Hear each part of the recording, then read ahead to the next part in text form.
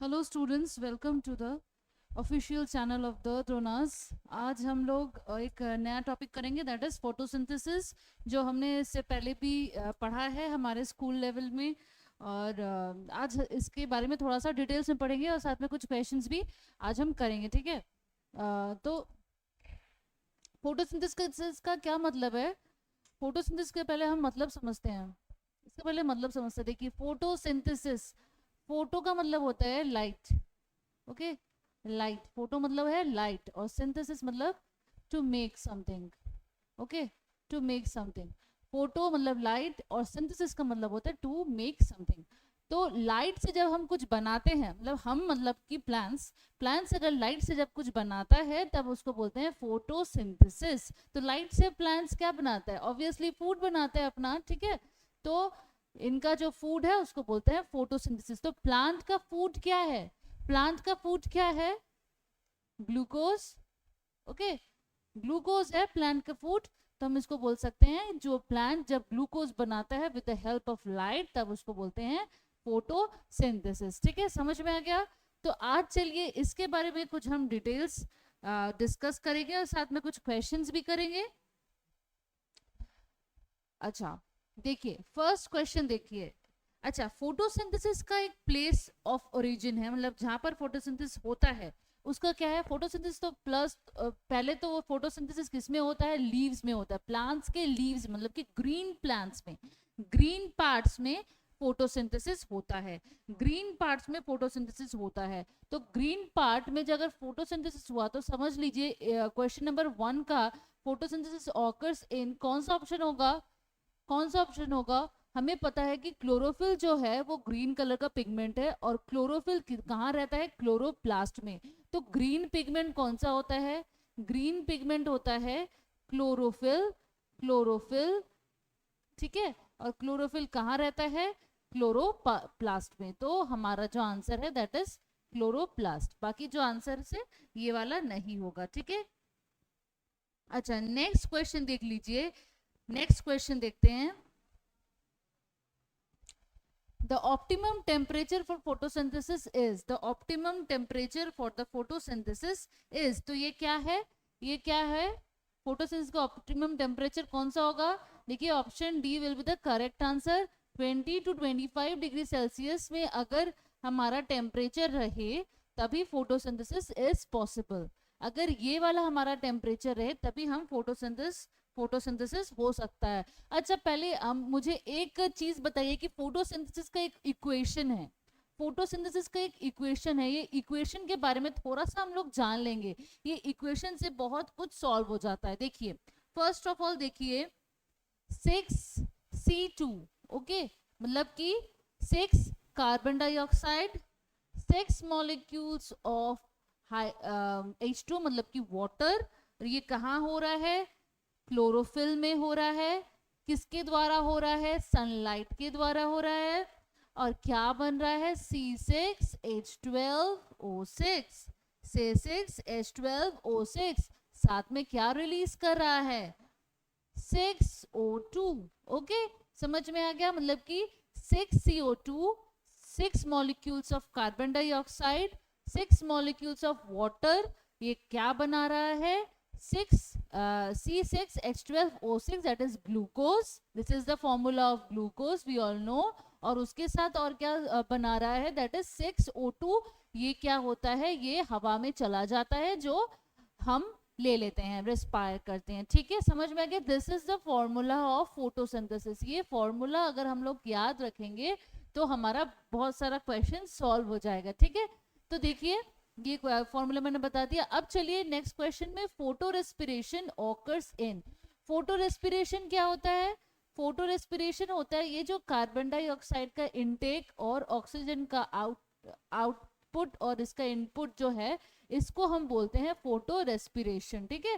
Photo respiration, photorespiration occurs in 3 cell organelles. 3 cell organelles में होता है क्या क्या? कौन से सेल ऑर्गेनल्स? एक तो होता है क्लोरोप्लास्ट, क्लोरोप्लास्ट, ओके। सेकेंड जो होता है बोलते हैं उसको पेरीजिजोम्स, ठीक है। और थर्ड जो होता है वो है mitochondria. Okay, mitochondria, chloroplast, peroxisomes और माइटोकॉन्ड्रिया, ये तीनों में, ये तीनों सेल ऑर्गेनल्स में फोटो रेस्पिरेशन होता है। ठीक है, तो अगर ये तीनों में से कोई भी एक ऑप्शन में रहे कि फोटो रेस्पिरेशन कहाँ होता है, तो हम कोई भी इस तीनों में से कोई भी ऑप्शन में रहेगा, we can mark it. Okay, तो ये याद रखिए, क्लोरोप्लास्ट, पेरोक्सिसोम्स और माइटोकॉन्ड्रिया में होता है, ये तीनों ऑर्गेनल्स में फोटो रेस्पिरेशन इज पॉसिबल। ठीक है, ये फोटो रेस्पिरेशन है क्या? The intake of CO2 and outtake of this oxygen, ये है फोटो रेस्पिरेशन। ठीक है, अच्छा नेक्स्ट क्वेश्चन में चलते हैं। क्रांस एनाटॉमी किन लीव्स में दिखा जाता है? ठीक है, क्रांस एनाटॉमी क्या है पहले ये देखते हैं। क्रांस एनाटॉमी होता है, पहले ये समझ लेते हैं, क्रांस एक साइंटिस्ट का नाम है। ठीक है, और एनाटॉमी मतलब क्या होता है? अंदर का जो पोर्शन होता है, कोई भी चीज को अगर हम अंदर, उसके अंदर में झांके, उसके अंदर में देखेंगे, तो जो भी चीज हमें दिखेगा दैट इज एनाटॉमी। ओके, तो हम एक लीव्स में देख, अगर यहाँ पर लीव्स के बारे में बोला है तो हम लीव्स में देखेंगे। लीव्स को अगर समझ लीजिए, ये जो लीव्स है इसको अगर समझ लीजिए, यहाँ पर मैंने काट दिया और यहाँ पर मैंने देखा क्रॉस सेक्शनली, मैंने देखा क्रॉस सेक्शनली अगर लीव्स को देखा जाए तो क्या हमें दिखेगा? ऐसा एक चीज हमको दिखेगा लीव्स में। जो फर्स्ट होता है ये है आउटर एपिडर्मिस, आउटर एपिडर्मिस, उसके बाद आता है मेसोफिल सेल्स, मेसोफिल सेल्स, ठीक है, मेसोफिल सेल्स। ठीक है, उसके बाद क्या होता है? Bundle sheath, bundle sheath cells. ठीक है, यहाँ पर क्या आता है? बहुत सारा लार्ज क्लोरोप्लास्ट रहता है यहाँ पर। ओके, लार्ज क्लोरोप्लास्ट यहाँ पर रहता है। ठीक है, उसके बाद आता है lower epidermis. Okay, lower epidermis. तो देखिए कितना सारा अरेंजमेंट ऑफ सेल्स है, बहुत सारा अरेंजमेंट ऑफ सेल्स है। एक तो अपर एपिडर्मिस हो गया, उसके बाद मेसोफिल सेल्स हो गया, उसके बाद बंडल शीट सेल्स हो गया, उसके बाद लोअर एपिडर्मिस हो गया। देखिए 4 टाइप ऑफ सेल्स है यहाँ पर। ठीक है, और बंडल शीट सेल्स में लार्ज क्लोरोप्लास्ट है, इसका मतलब समझना पड़ेगा कि बंडल शीट सेल्स में भी यहाँ पर फोटोसिंथेसिस हो रहा है। ठीक है, तो इस अंदर के पार्ट में भी फोटोसिंथेसिस हो रहा है, समझ में आ गया? मेसोफिल सेल्स में भी क्लोरोप्लास्ट रहते हैं। ठीक है, मेसोफिल सेल्स में भी हो रहा है, साथ में जो ऊपर पोर्शन है यहाँ पर भी, तो यहाँ पर तो है ही क्लोरोप्लास्ट, क्योंकि सरफेस में तो क्लोरोप्लास्ट रहता ही है, क्योंकि सरफेस में तो हमको ग्रीन कलर दिखता ही है, तो यहाँ पर तो है ही। साथ ही साथ अंदर में, that is bundle sheath cells में भी लार्ज क्लोरोप्लास्ट है। तो ये जो एनाटॉमी है, ये जो अरेंजमेंट ऑफ द सेल्स है, ये जो प्रॉपरली अरेंज्ड, थोड़ा सा difficult arrangement of the cells है, इसको बोलते हैं क्रांस एनाटॉमी। तो क्रांस एनाटॉमी जो है वो कौन से टाइप के प्लांट्स में आता है, ये बता दीजिए। क्रांस एनाटॉमी जो है वो कौन से टाइप के प्लांट्स में आता है? ये आंसर होगा इसका सुगर केन। ठीक है, सुगर केन, सुगर केन। अच्छा, एक चीज मैं बता देती हूँ कि जो क्रांस एनाटॉमी है, क्रांस एनाटॉमी है, ये मेज में भी बहुत पॉपुलर है, मेज में भी बहुत पॉपुलर है। ठीक है, क्रांस एनाटॉमी जो है ये मेज में भी बहुत पॉपुलर है। ये याद रखिएगा, जो क्रांस एनाटॉमी है, ये जो मैंने जो बोला, ये जो एनाटॉमी ऑफ प्लांट है, ये जो एनाटॉमी ऑफ प्लांट है, एक लीव्स को अगर हम क्रॉस सेक्शनली देखेंगे तो हमें बहुत सारा अरेंजमेंट ऑफ सेल्स दिखेगा। ये जो अरेंजमेंट ऑफ द सेल्स है ये सब में नहीं रहता है। ठीक है, क्रांस एनाटॉमी हर एक लीव्स में नहीं रहेगा, हर एक प्लांट्स में नहीं रहता है। ये जो जो प्लांट्स में रहता है उसी में C4 साइकिल होता है। इसके बारे में मैं थोड़े बाद में बताऊंगी। C4 साइकिल होता है यहाँ पर, ये याद रखिएगा। थोड़ा सा specialised arrangement of the cells है यहाँ पर। तो ये कहाँ है? सुगर केन में मिलता है, मेज में मिलता है। ठीक है, ऐसे बहुत सारे प्लांट्स हैं, मैंने दोनों का एग्जांपल दिया। ओके, अब चलिए क्वेश्चन नंबर 5 में देखते हैं। मैक्सिमम फोटोसिंथेसिस ऑकर्स इन, तो मैक्सिमम फोटोसिंथेसिस कौन से इसमें होता है? देखिए ये वाला क्वेश्चन अब बहुत इंपॉर्टेंट है, बहुत बार आया है, बहुत बार आया है। ठीक है, क्वेश्चन में ये बहुत बार आया है। अच्छा, मैक्सिमम फोटोसिंथेसिस फर्स्ट होता है रेड लाइट में, याद रखिएगा। रेड लाइट में सबसे ज्यादा फोटोसिंथेसिस होता है। अगर रेड लाइट आप प्लांट्स के ऊपर आ रहा है, ठीक है, मतलब कि लीव्स के ऊपर अगर रेड लाइट, लीव्स के सरफेस के ऊपर अगर रेड लाइट गिर रहा है, तो ये समझ लीजिएगा कि इस टाइम सबसे ज्यादा फोटोसिंथेसिस होता है। रेड लाइट के बाद आता है ब्लू लाइट, रेड लाइट के बाद after red light, after red light क्या आता है, ब्लू लाइट में, ठीक है, सबसे उसके बाद आता है ब्लू लाइट में फोटोसिंथेसिस सबसे ज्यादा होता है। फर्स्ट होता है रेड लाइट, उसके बाद है ब्लू लाइट, ही याद रखिएगा, ठीक है। ये क्वेश्चंस बहुत बार आए हैं, WBCS में बोलिए, फिर SSC में बोलिए, बहुत सारे ऐसे नॉर्मल जो हमारे जो क्लरिकल एग्जाम्स होते हैं ना स्टेट की, उसमें बोलो, ये वाला क्वेश्चंस बहुत ही इंपॉर्टेंट है, बहुत बार आया है, ठीक है। तो ये क्वेश्चन जो है इसको स्टार मार्क करके रखिए, ये याद रखना question, maximum photosynthesis occurs in red light, उसके बाद फॉलोड बाय ब्लू लाइट, ठीक है। अच्छा, नेक्स्ट क्वेश्चन यहाँ पर देखिए, आप लोग बहुत जन सोचोगे कि नहीं ग्रीन कलर में अगर होता है तो ग्रीन लाइट मार्क कर देते हैं, green light is the non correct answer, incorrect answer, ठीक है। तो ग्रीन लाइट नहीं होगा, क्या होगा, red light followed by the blue light. अगर रेड लाइट ऑप्शन में नहीं है तो will mark blue light, okay. अच्छा, क्वेश्चन नंबर 6 क्या है, the water soluble photosynthetic pigment. अच्छा, वाटर जो कि ऐसा फोटोसिंथेटिक पिगमेंट जो वाटर में सल्यूबल है, वो कौन सा है, वो होगा एंथोसायनिन। इसमें कुछ समझने की बात नहीं है, एंथोसायनिन इज द आंसर, ये बस आपको याद करना है, anthocyanin is a water soluble photosynthetic pigment, बस आपको ये याद रखना है, ठीक है।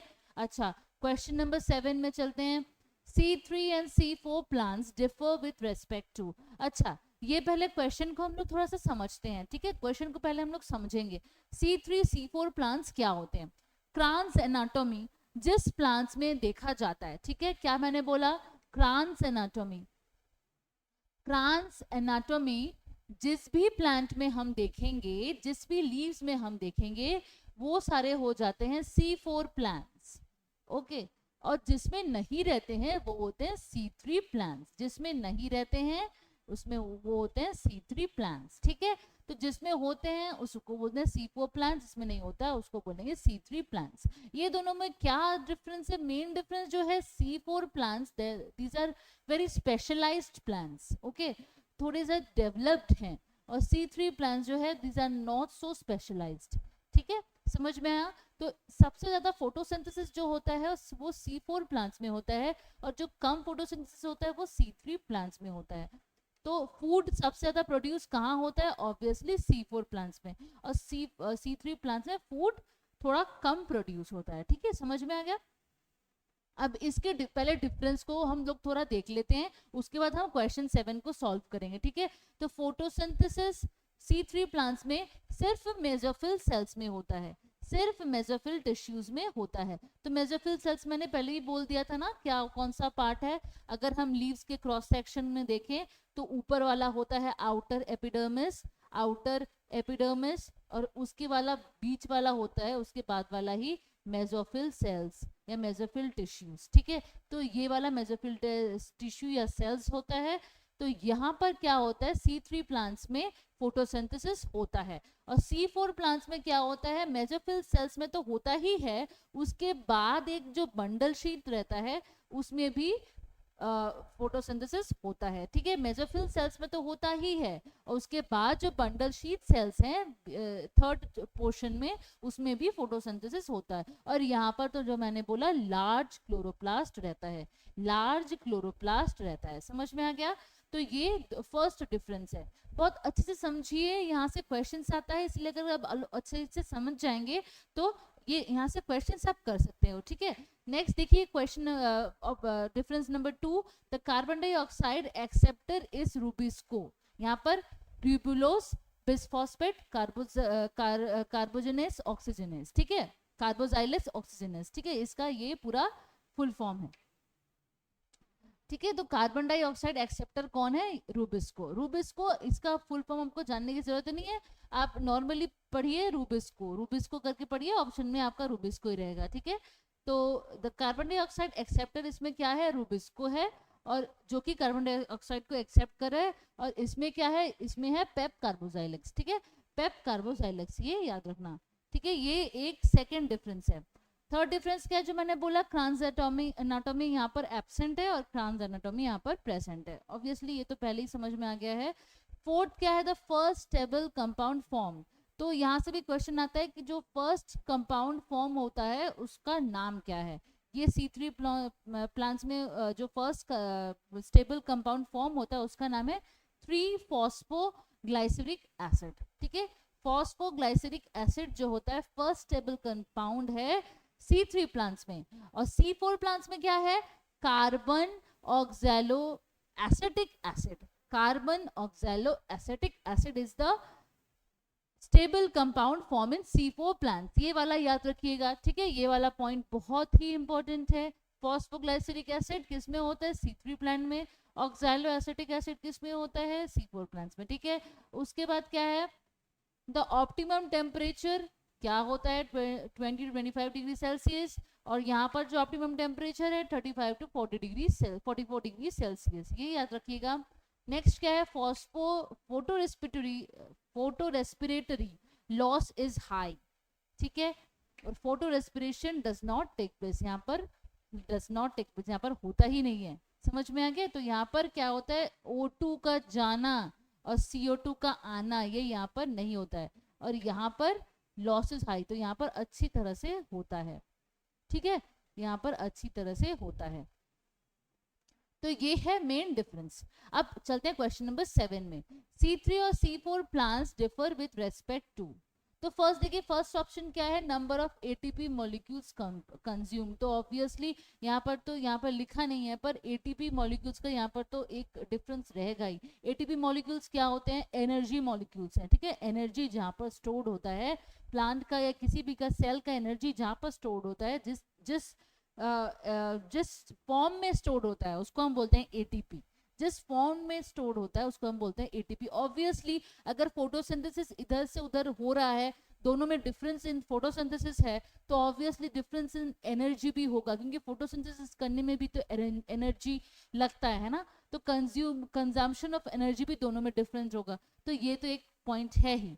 ठीक है, फिर क्या है, बी में फर्स्ट प्रोडक्ट दोनों में तो डिफरेंट है ही। फर्स्ट प्रोडक्ट C3 में क्या था, फॉस्फोग्लिसरिक एसिड था। C4 में क्या था, कार्बन ऑक्सैलो एसिटिक एसिड था। ठीक है, तो दोनों में डिफरेंस है। The substrate which accepts carbon dioxide, तो इसमें क्या है, रूबिस्को है। सेकंड पॉइंट देख लीजिए, रूबिस्को है। और इसमें क्या है, पेप कार्बोजाइलेक्स है। तो ये भी एक पॉइंट है। तो इसका मेरा आंसर क्या होगा, ऑल।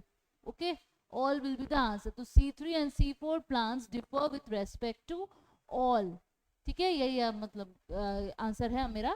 समझ में आ गया। ये वाला आपको अच्छे तरह से समझ लीजिए, ये आपको याद रखना पड़ेगा। ये जो डिफरेंसेस है इसको आपको याद रखना पड़ेगा। तो ऐसे 7 क्वेश्चन नंबर जैसे अगर क्वेश्चंस आए, ये बहुत ही इंपॉर्टेंट क्वेश्चन है इन SSC, क्योंकि हमारे NCERT बुक्स में अच्छे से दिया हुआ है।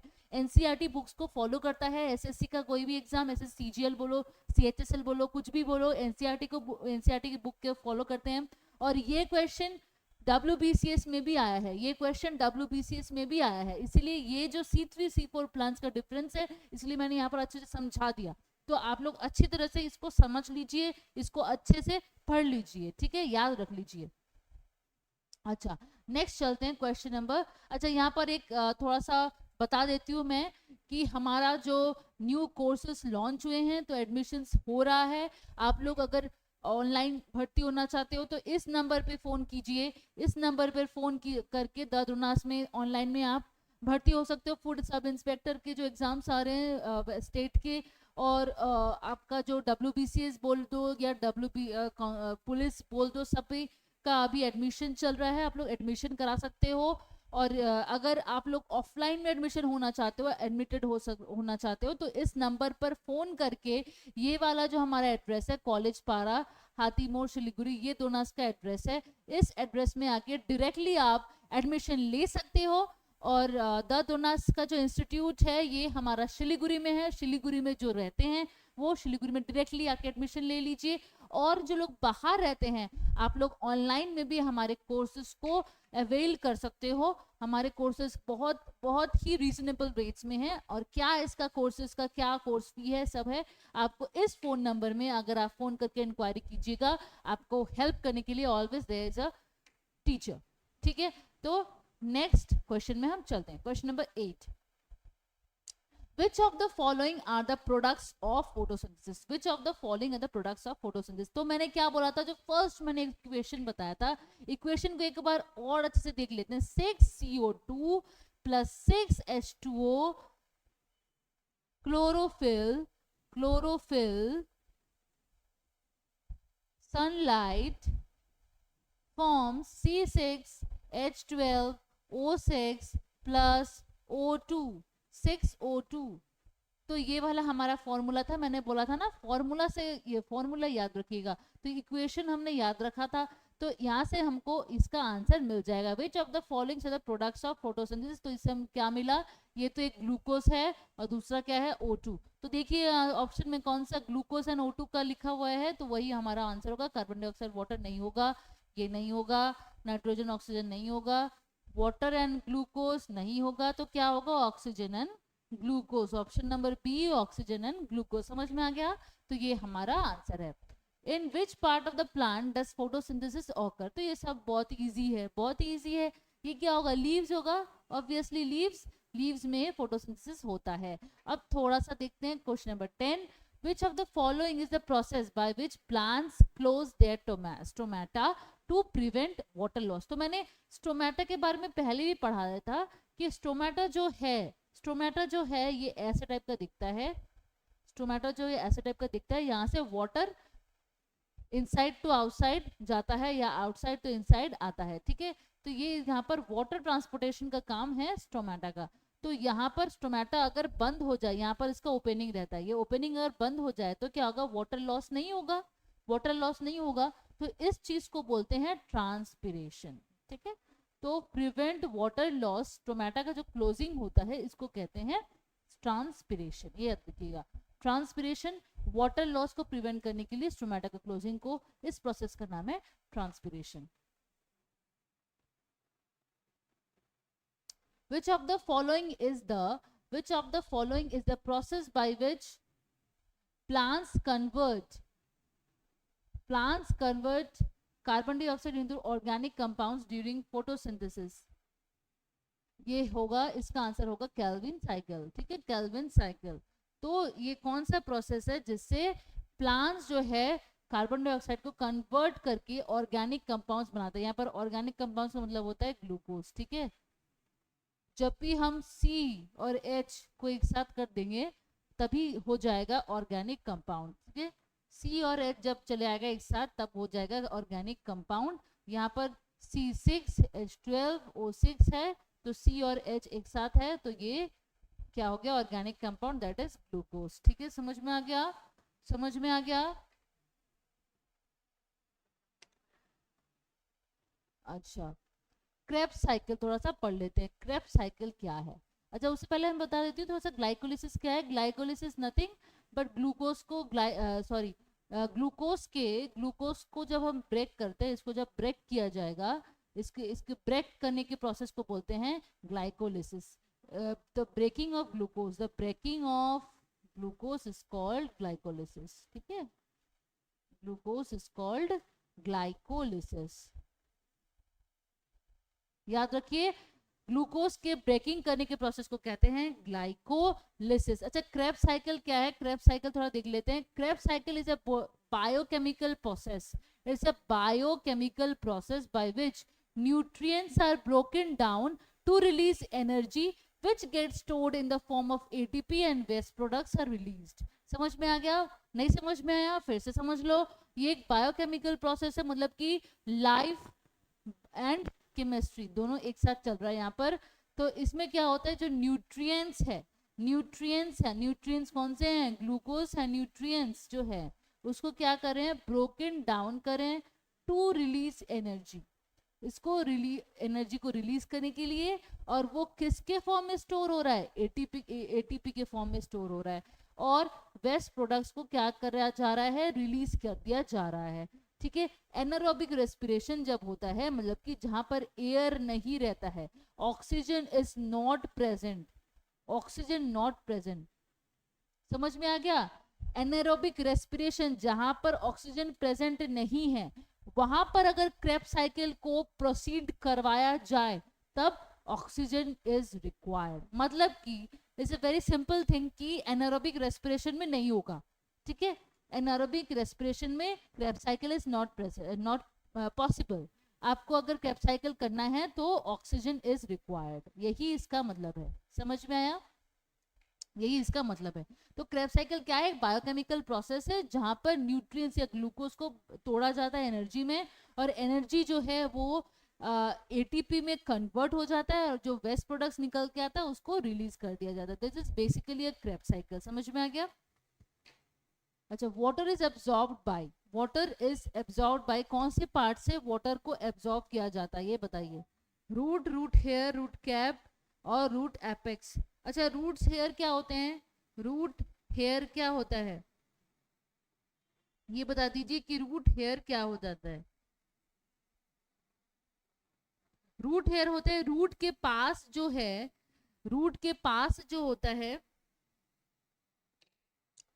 ये समझ लीजिए रूट है। ठीक है, यहाँ पर से जो ये जो चीज निकला है ना, छोटा छोटा छोटा छोटा छोटा छोटा ऐसे, ठीक है, hair like structure, hair like एकदम थिन थिन, एकदम ही स्लिम जो चीज होता है, थिन थिन जो चीज निकलता है, दोज आर रूट हेयर्स। ठीक है, और रूट के नीचे समझ लीजिए ये रूट है, इसके नीचे आपको एक क्या बोलते हैं, एक टोपी टाइप का कुछ दिखेगा आपको, that is root cap, that is root cap. Root apex कौन सा है, रूट एपेक्स इज द एकदम ऊपर वाला जो पॉइंट है, एकदम टॉप मोस्ट पॉइंट। ठीक है, एकदम टॉप मोस्ट पॉइंट को हम बोलेंगे रूट एपेक्स, और ये पूरे को बोलेंगे रूट।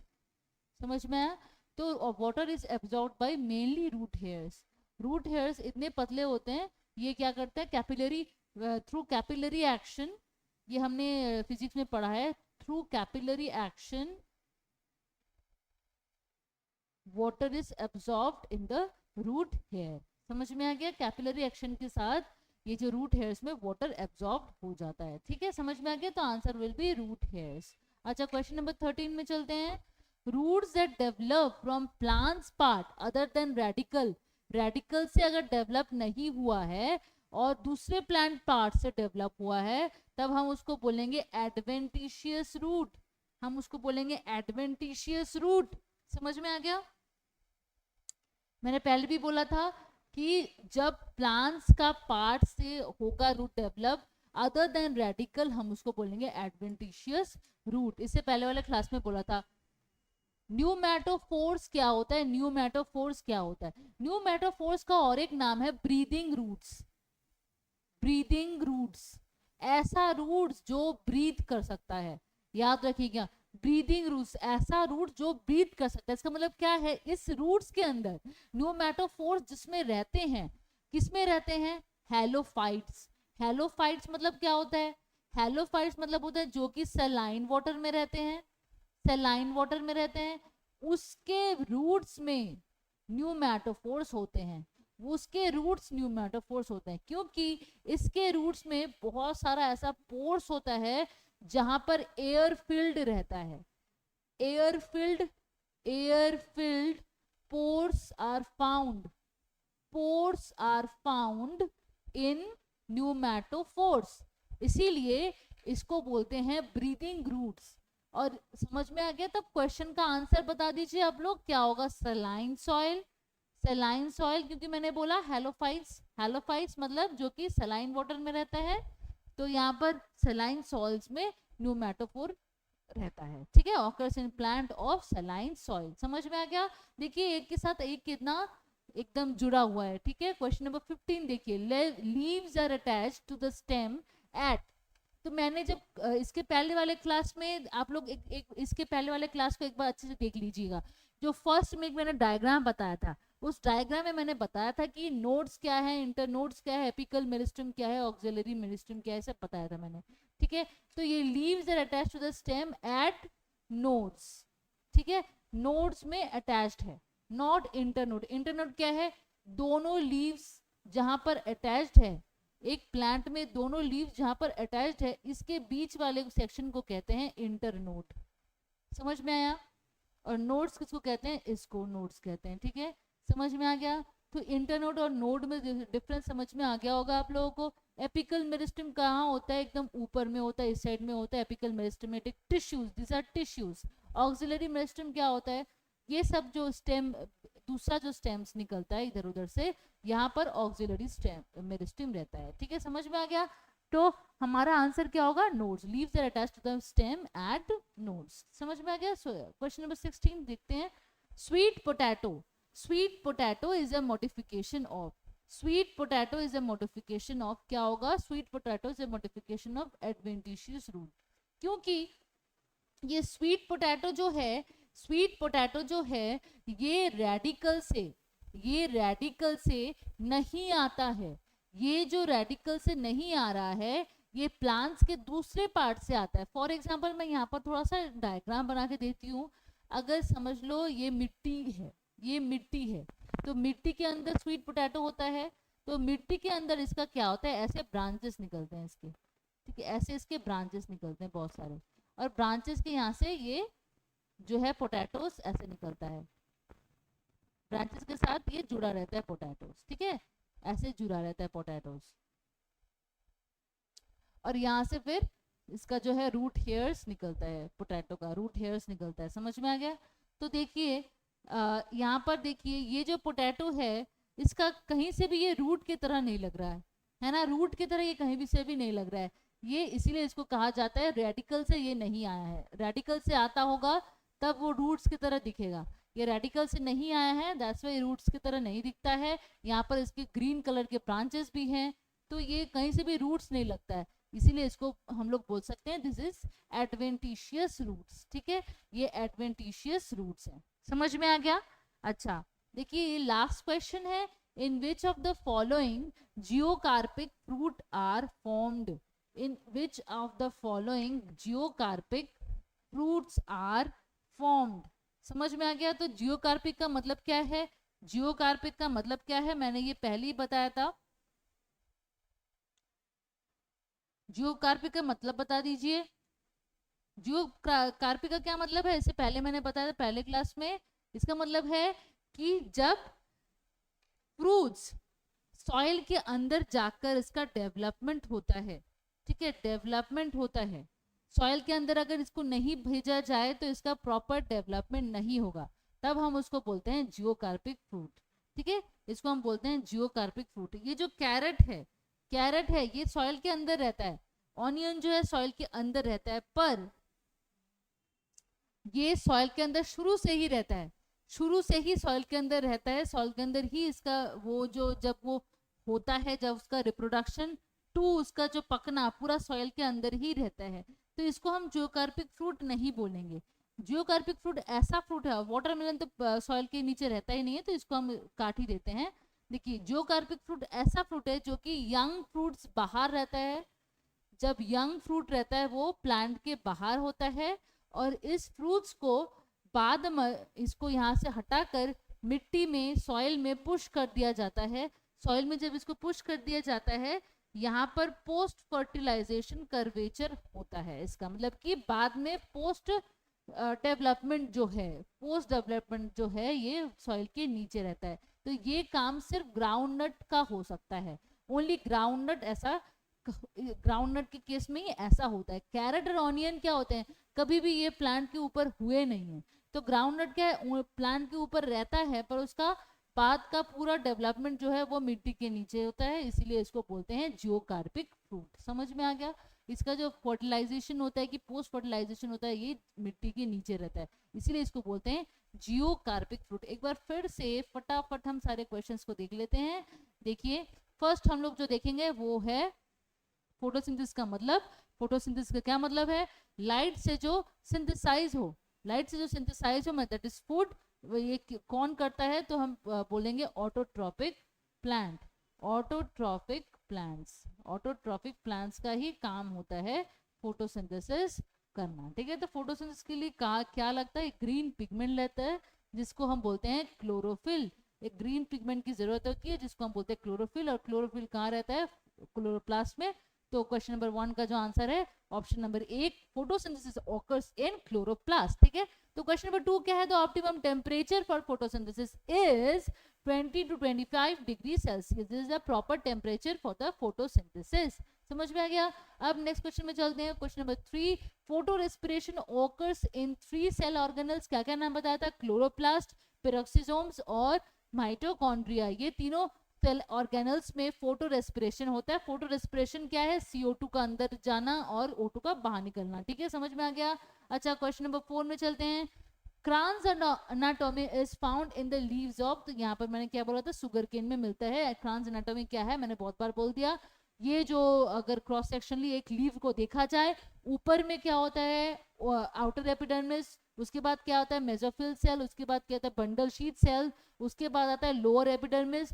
इस total arrangement of the cell, total arrangement of the cell को बोलते हैं क्रांस एनाटॉमी। ये ओनली C4 साइकिल वाले प्लांट्स में दिखता है। तो C4 साइकिल वाले प्लांट्स का दोनों मैंने एग्जांपल दे दिया, दैट इज शुगर केन और दूसरा होता है मेज। समझ में आ गया। अच्छा, क्वेश्चन नंबर 5 में चलते हैं, मैक्सिमम फोटोसिंथेसिस। मैक्सिमम फोटोसिंथेसिस कौन से लाइट के अंदर होता है, तो इसका आंसर होगा रेड लाइट, और उसके बाद जो फॉलोड बाय जो है ब्लू लाइट। ठीक है, क्वेश्चन नंबर 6 देख लीजिए, वाटर सोल्यूबल फोटोसिंथेटिक पिगमेंट कौन सा है, एंथोसायनिन।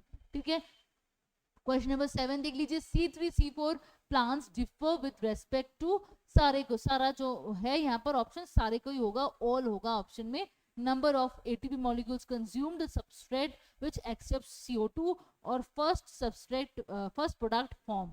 ठीक है, ये तीनों ही डिफर करता है C3 और C4 प्लांट्स में, इसलिए इसका आंसर होगा ऑल। ओके, अच्छा नेक्स्ट इसके जो डिफरेंसेस है ये मैंने अच्छे से बता दिया है। अच्छा, नेक्स्ट जो है question, which of the following are the products of photosynthesis. तो मैंने पहली इक्वेशन से मैंने बता दिया है कि ग्लूकोज और ऑक्सीजन जो है that is the product of photosynthesis. Question number 9, in which part of the plant does photosynthesis occur. ये ऑब्वियसली लीव्स में, इसका आंसर होगा स्टेम मत लगाना। ठीक है, तो स्टेम अगर ग्रीन स्टेम ये है, ग्रीन स्टेम का अगर उल्लेख है, मेंशन है, तब हम उसमें लगा सकते हैं, नहीं तो नहीं करेंगे। ठीक है, नहीं तो यहाँ पर टिक नहीं करेंगे, हम लीव्स में टिक करेंगे। ठीक है, अच्छा question number 10, which of the following is the process by which plant close their stomata to prevent water loss. इसका होगा transpiration answer, transpiration answer. Question number 11, which of the following is the process by which plants convert carbon dioxide into organic compounds with during photosynthesis। तो इसका answer होगा Calvin cycle, Calvin cycle, Calvin cycle. और Krebs cycle क्या है, एक biochemical process है जो कि जहाँ पर न्यूट्रिएंट्स को तोड़ा जाता है टू रिलीज एनर्जी, और ये एनर्जी किस फॉर्म में स्टोर हो जाता है, ATP फॉर्म में, और इसके साथ साथ जो वेस्ट प्रोडक्ट्स निकलता है उसको रिलीज कर दिया जाता है। और ये जो क्रेब्स साइकिल है इसमें ऑक्सीजन ऑब्वियसली लगता है यहाँ पर। ठीक है, तो ऑक्सीजन का यूज्ड है, ऑक्सीजन का रिक्वायरमेंट है, ये याद रखना। अच्छा, question number 12, water is absorbed by root hairs through capillary action. ये मैंने बता दिया। उसके बाद question number 13, roots that develop from plants part other than the radicle are called adventitious root, adventitious root। समझ में आ गया। न्यूमेटोफोर्स क्या होता है, न्यूमेटोफोर्स होते हैं जो कि हेलोफाइट्स के रूट्स में रहते हैं, न्यूमेटोफोर्स। और ये जो होते हैं ये ब्रीदिंग रूट्स भी इसको बोला जाता है, ब्रीदिंग रूट्स, क्योंकि इसके अंदर बहुत सारा पोर्स रहता है जो कि एयर फिल्ड रहता है। ठीक है, तो सैलाइन सॉल्ट में मिलता है। Question number 15, leaves are attached to the stem at nodes, nodes में सारे लीव्स को अटैच रखा जाता है। अच्छा, question number 16, sweet potato is a modification of adventitious root, sweet potato is a modification of adventitious root.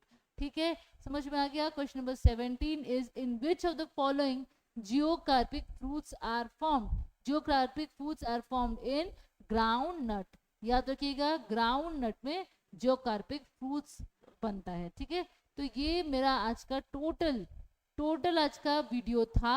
आपको मैं आशा करती हूँ कि आपको समझ में आया है ये वीडियो। और अगर कहीं भी कोई डाउट है तो हमें कमेंट में लिख के बताइए और हम आपका डाउट को सॉल्व करने की कोशिश करेंगे। और अगर द द्रोणास में एडमिशन लेना है, इस नंबर पर कॉल कीजिए, ऑफलाइन हो ऑनलाइन हो, इस नंबर पर कॉल कीजिए, आपको डिटेल्स में इंक्वायरी मिल जाएगा। अच्छा, तो यहीं तक मेरा वीडियो ख़त्म हुआ, यहीं तक था मेरा वीडियो। अगर आपको ये वीडियो अच्छा लगा है तो इसको लाइक कीजिए, सब्सक्राइब कीजिए मेरे चैनल को, और इस चैनल को, और शेयर कीजिए। ठीक है, तो यहीं पर ख़त्म हो जाए video. Have a nice day. Thank you students.